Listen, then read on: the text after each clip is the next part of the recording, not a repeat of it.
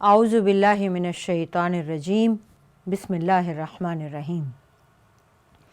अस्सलातु वस्सलामु अला सय्यिदिना व नबिय्यिना मुहम्मदिन व अला आलिहि व सहबिहि अजमाइन। अज़ीज़ान गिरामी, अस्सलामु अलैकुम व रहमतुल्लाहि व बरकातुहू। हुज़ूर अकरम सल्लल्लाहु अलैहि वसल्लम की सीरत पाक पर मोहसिन आलम के नाम से हम एक सीरीज़ में गुफ्तगू कर रहे हैं। आज हम आप सल्लल्लाहु अलैहि वसल्लम की खानगी ज़िंदगी पर बात करेंगे। आपकी ज़ात गिरामी ने इंसानी ज़िंदगी को वो कामिल नमूना पेश किया है जिसकी नज़ीर नहीं मिलती, और उसमें से एक आपकी खानगी ज़िंदगी भी है। तमाम अंबिया कराम की ज़िंदगियाँ अगर आप गौर से देखते हैं तो इस बात का सबूत मिलता है कि हर नबी की ज़िंदगी में, हर पैगंबर की ज़िंदगी में कहीं बहुत ज़्यादा, कहीं चंद एक ऐसे रोशन पहलू हैं जिनको सीरत पाक में भी, जिनका तज़किरा हुआ और कुरान मजीद में भी अल्लाह ताला ने जिनका ज़िक्र फरमाया है। किसी नबी की ज़िंदगी का कोई एक पहलू और किसी नबी की ज़िंदगी के बहुत सारे वाज़े और रोशन पहलू पूरी दुनिया के सामने अल्लाह ताला ले आता है। लेकिन रसूल अकरम सल्लल्लाहु अलैहि वसल्लम की हयात मुबारका की हिफाजत खुद अल्लाह ताला ने इस तरह से फरमाई है कि एक नहीं, दो नहीं, चंद एक नहीं, ज़िंदगी का कोई एक पहलू भी पोशीदा नहीं रहा। सैयदा मूसा अलैहिस्सलाम की आप ज़िंदगी को देखते हैं तो उनके सिपाहियाना खुसूसियात का पता चलता है। तमाम तर वाक़यात उनकी ज़िंदगी की इसी एक पहलू के इर्द गिर्द फिरते हैं। सैयदना ईसा अलैहिस्सलाम की ज़िंदगी को अगर आप देखते हैं तो वाज़ो नसीहत, अफ़्व करम, इनकी पता चलता है। इसके अलावा कुछ भी, किसी भी पहलू का इल्म नहीं होता। कुछ वाज़ हैं और उनके अफ़्व करम के चर्चे हैं, तबीयत की नरमी के किस्से हैं। उन्होंने शादी ही नहीं की, उनकी औलाद ही नहीं, और उसके बारे में कोई रोशनी किसी ने कहीं पर भी डाली भी नहीं। आप सल्लल्लाहु अलैहि वसल्लम बतौर इंसान सबसे पहले 40 साल मक्की ज़िंदगी आप देखिए, जिसमें ऐलान नबूवत नहीं होता। बचपन भी सामने है, पैदाइश से लेके रज़ात की मुद्दत, परवरिश का ज़माना, सफ़र ये वालदा के साथ हुआ है, ये वापसी उम्मे ऐमन के साथ हो रही है, दादा के साथ, चचा के साथ, यानी पैदाइश से पहले, विलादत बासआदत से पहले से आपकी ज़िंदगी का एक एक लम्हा महफूज है। फिर वो 40 साला ज़िंदगी जिसमें अभी गारे हिरा जाना शुरू भी नहीं होता, वही का सिलसिला शुरू भी नहीं होता, उस वक्त तक के भी तमाम वाक़यात, तमाम हालात लोगों को भी मालूम हैं और महफूज भी हैं। उसके बाद अल्लाह ताला नबूवत से सरफराज फरमाते हैं, वही का सिलसिला शुरू होता है। आप एक एक वही आखिरी दिन तक जितनी भी अल्लाह ताला के पैगामात आते हैं उसको मिनो अन तिलावत करके फरमाते हैं, और अल्लाह ताला ख़ुद इसकी गवाही देते हैं। बतौर ताजिर के, बतौर भाई के, बतौर भतीजे के, बतौर बेटे के, बतौर वालिद के, बतौर शौहर के, बतौर मदीना में सिपा सालार के, बतौर वाली मदीना के, अज़ीज़ान गिरामी, ज़िंदगी का कोई पहलू हमसे पोशीदा नहीं है। हम तो उम्मती हैं, अल्हम्दुलिल्लाह मुसलमान हैं, मोहब्बत के दावेदार भी हैं, शफ़ाअत के उम्मीदवार और हक़दार भी हैं। वो लोग भी जो ये सारे दावे नहीं रखते, उनको भी आप सल्लल्लाहु अलैहि वसल्लम की सीरत पाक का इल्म है। उसकी वजह ये है कि सीरत पाक महफूज है। हम शुरू करते हैं रसूल पाक सल्लल्लाहु अलैहि वसल्लम बतौर बशर के, तो हम मुस्तकिल इस पर गुफ्तगू कर रहे हैं और अब तक हम तकरीबन 70 प्रोग्राम कर चुके हैं, जिनमें روزانہ کہیں نہ کہیں اخلاق کا کوئی نہ کوئی پہلو سامنے لاتے رہے ہیں۔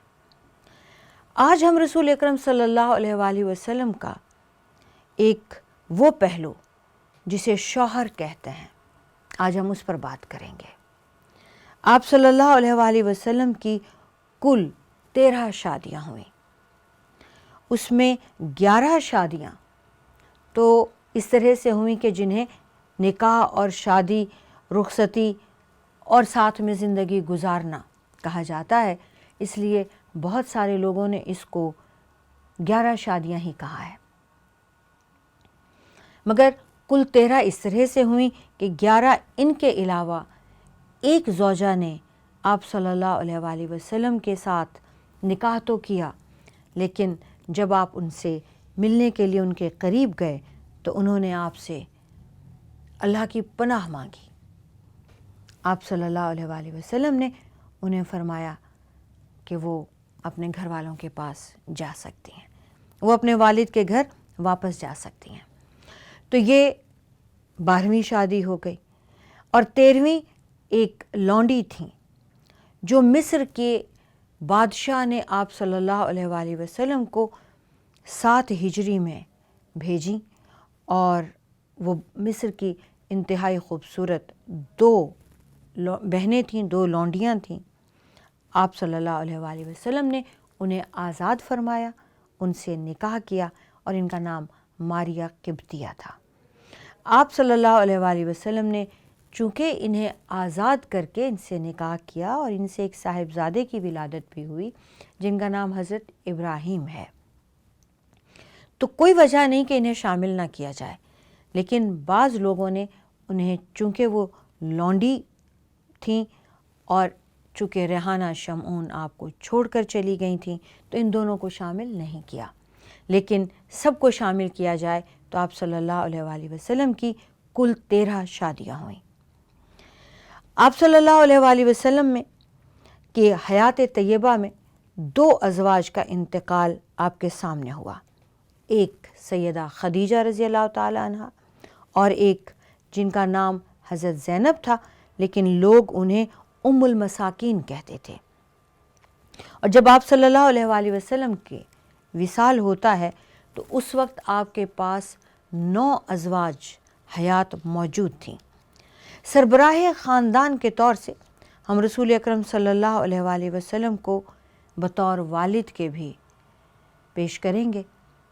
آپ صلی اللہ علیہ وآلہ وسلم والد بھی ایسے کمال تھے، اکمل البشر، اکمل الانبیاء، اور کوئی رشتہ، کوئی پہلو ایسا نہیں ہے کہ آپ صلی اللہ علیہ وآلہ وسلم کو اس میں یہ کہا جائے کہ یہاں پر کوئی ایک بشر بھی اس پہلو میں آپ سے آگے نکل سکتا ہے۔ عزیزان گرامی، ایسا ہے ہی نہیں۔ ہم ان کی اولاد پر اور آپ کو بطور والد کے پھر انشاءاللہ تعالی اس پر گفتگو کریں گے۔ آج ہم آپ صلی اللہ علیہ وآلہ وسلم کی ازواج پر بات کرتے ہیں۔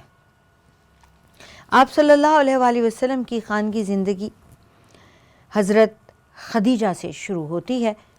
آپ 25 سال کے ہیں، سیدہ 40 سال کی ہیں، اور آپ کا نکاح سیدہ کے پیغام بھیجنے پر ہوتا ہے۔ 500 درہم حق المہر آپ دیتے ہیں۔ سیدہ 2 شوہروں سے بیوہ ہیں اور 3 عدد بچوں کی ماں ہیں۔ ایک شوہر سے، پہلے شوہر سے ان کے 2 بیٹے ہیں، دوسرے شوہر سے ان کی 1 بیٹی ہیں۔ آپ صلی اللہ علیہ وآلہ وسلم کی شرافت اور اخلاق کریمہ سے متاثر ہو کر سیدہ خود نکاح کا پیغام بھیجتی ہیں، اور آپ صلی اللہ علیہ وآلہ وسلم اسے بصد فخر و احترام سے قبول فرماتے ہیں، اور آپ صلی اللہ علیہ وآلہ وسلم سیدہ کے بچوں کے ساتھ سیدہ کو قبول فرماتے ہیں، اور سیدہ کی زندگی میں آپ کوئی اور نکاح نہیں کرتے ہیں۔ 25 سال آپ صلی اللہ علیہ وآلہ وسلم سیدہ کے ساتھ رہتے ہیں، اس میں حضرت خدیجہ سے بڑھ کر آپ کسی سے محبت نہیں کرتے۔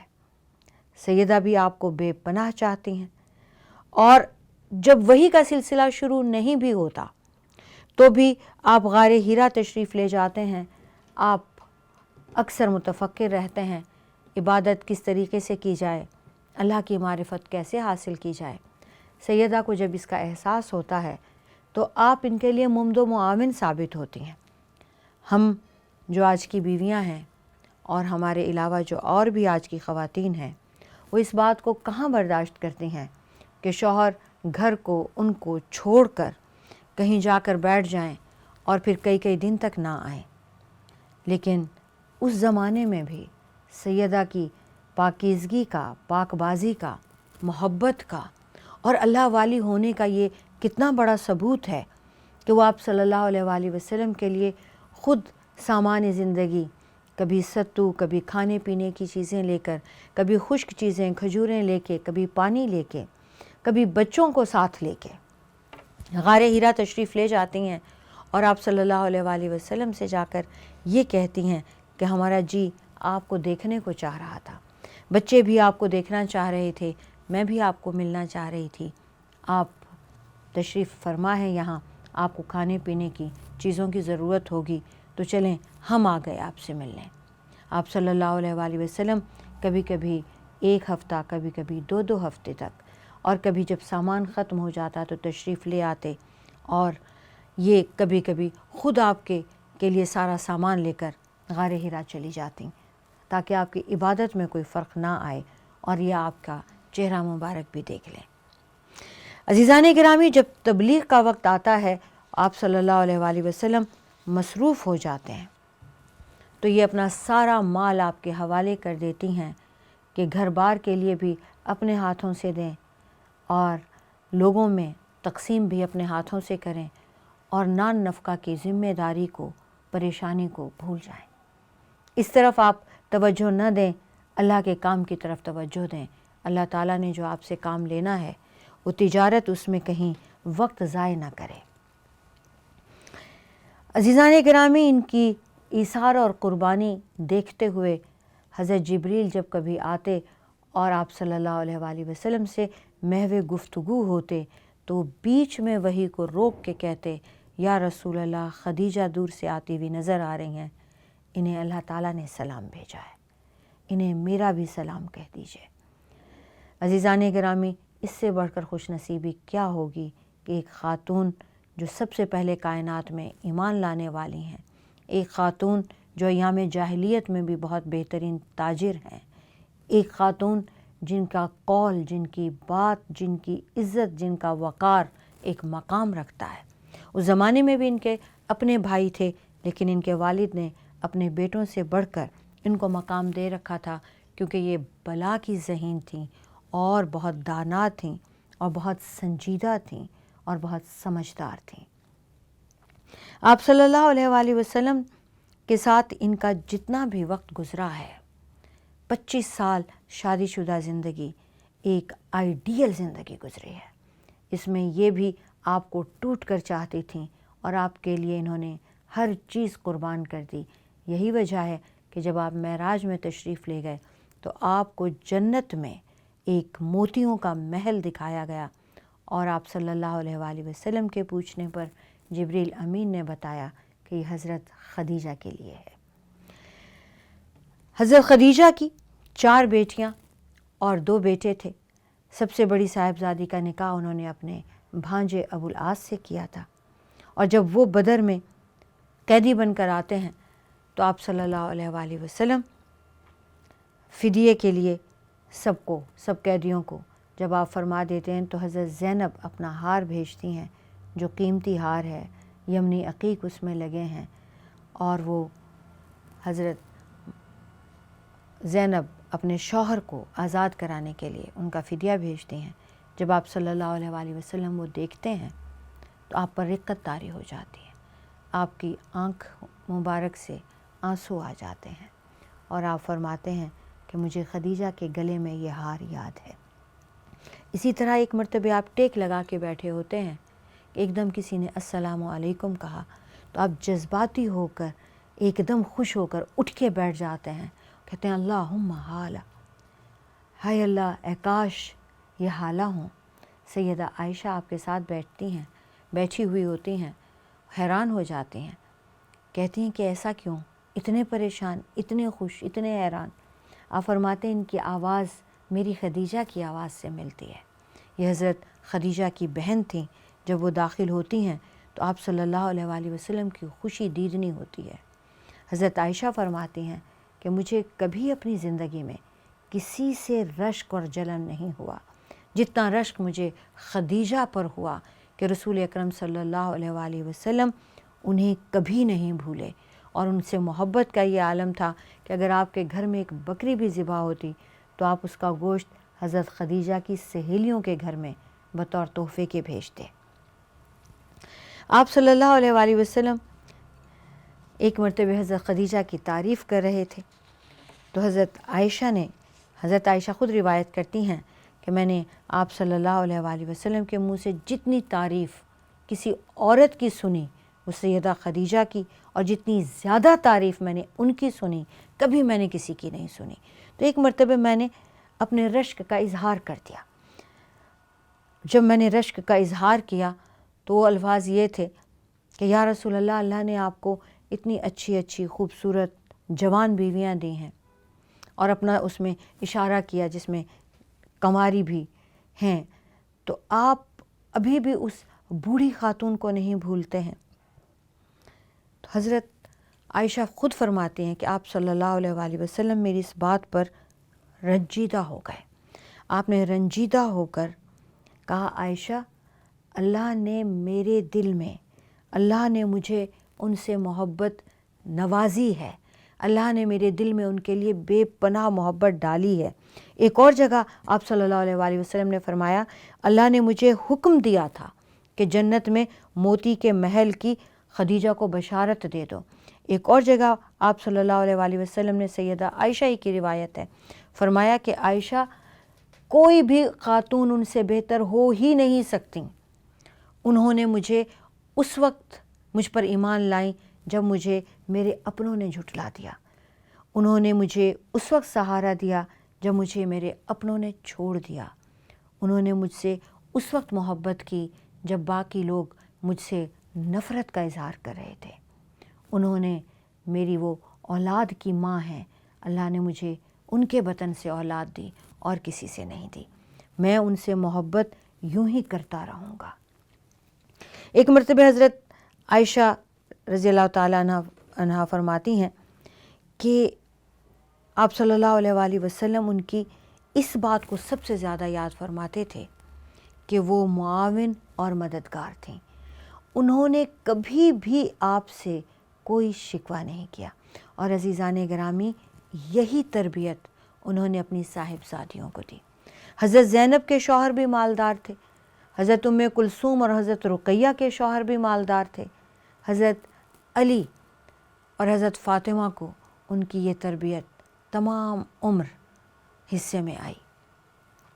حضرت خدیجہ کی وفات پر آپ صلی اللہ علیہ وآلہ وسلم اس قدر دکھی ہوئے کہ آپ نے اس پورے سال کو عام الحزن قرار دیا، غم کا سال۔ حضرت عثمان بن مطعون ایک صحابی ہیں، ان کی زوجہ خولہ بنت حکیم ہیں، انہوں نے آ کر آپ صلی اللہ علیہ وآلہ وسلم سے سیدہ خدیجہ کی وفات کے کچھ عرصے کے بعد کہا کہ یا رسول اللہ، فاطمہ چھوٹی ہیں، ام کلثوم اور فاطمہ کو نگرانی کی ضرورت بھی ہے، کیوں نہیں آپ نکاح کر لیتے؟ آپ صلی اللہ علیہ وآلہ وسلم ان کی اس بات کو سن کر خاموش ہو گئے۔ اتنے میں سودا بنت زمعہ، یہ دوسری زوجہ ہیں، یہ حبشہ ہجرت کر کے گئی تھیں اور اپنے شوہر کے ساتھ انہوں نے آپ صلی اللہ علیہ وآلہ وسلم کے ساتھ انہوں نے ہجرت کی تھی۔ ان کے شوہر سکران ان کا نام تھا، وہ یہ عمر رسیدہ تھیں، سکران کی وہاں وفات ہو گئی۔ ان کی وفات کے بعد ان کے پاس کوئی سہارا نہ رہا، یہ مکہ واپس آئیں تو اہل مکہ نے ان کے جو اپنے والد، اپنے بھائی اور اپنے رشتہ دار تھے، انہوں نے ان پر اپنے گھر کے دروازے بند کر دیے، یہ کہہ کر کہ جس کے دین پر ہو وہی جانے، وہی سنبھالے، اور اگر ہمارے ساتھ رہو گی تو پھر تمہارے لیے ایک ہی راستہ ہے کہ اسلام کو چھوڑ دو اور کفر پر واپس اپنے باپ دادا کے دین پر آ جاؤ۔ حضرت سودا بنت زمعہ آپ صلی اللہ علیہ وآلہ وسلم سے ملیں، آپ صلی اللہ علیہ وآلہ وسلم نے سکران بن عمرو جو ان کے شوہر تھے ان کی تعزیت فرمائی، آپ نے ان کے لیے دعا کی، ان کی تعزیت کی اور ان سے خیریت پوچھی۔ تو سودا بنت زمعہ نے اپنی خیریت کے ساتھ یہ بات بتائی کہ کوئی خیریت نہیں ہے، گھر والے کفر پہ مجبور کر رہے ہیں اور اب اس وقت ان کے پاس کوئی چارہ نہیں ہے۔ اسلام پہ رہتی ہیں تو کوئی گھر بار سنبھالنے والا، ان پر خرچ کرنے والا، ٹھکانہ دینے والا ان کا ساتھی سہارا نہیں ہے، کفر پہ واپس کیسے چلی جائیں۔ آپ صلی اللہ علیہ وآلہ وسلم بہت فکر مند ہوتے ہیں، اس پر آپ سے حضرت خولہ بھی کہہ چکی ہیں۔ ایک آدھ دن کے اندر ہی حضرت خولہ دوبارہ آتی ہیں اور کہتی ہیں یا رسول اللہ سودا کو بھی سہارے کی ضرورت ہے۔ یہ کافی بوڑھی خاتون تھی، سودا کو بھی سہارے کی ضرورت ہے اور آپ کو بھی سہارے کی ضرورت ہے، اور گھر کو بھی، بچیوں کو بھی ایک سہارے کی ضرورت ہے۔ آپ کیوں نہیں سودا سے نکاح فرما لیتے؟ سودا کو بھی گھر مل جائے گا، بچیوں کو بھی ایک ماں کا سہارا ہو جائے گا۔ رسول اکرم صلی اللہ علیہ وآلہ وسلم دوسرا نکاح حضرت سودا بنت زمعہ سے فرماتے ہیں۔ یہ ایک عمر رسیدہ خاتون ہیں جن کی اولاد بھی نہیں ہے اور جن کو سہارے کی بھی ضرورت ہے۔ عزیزان گرامی، آپ صلی اللہ علیہ وآلہ وسلم کے خانگی زندگی پر، ازواج مطہرات پر ہم بات کریں گے۔ وآخر دعوانا ان الحمد للہ رب العالمین۔ السلام علیکم ورحمۃ اللہ وبرکاتہ۔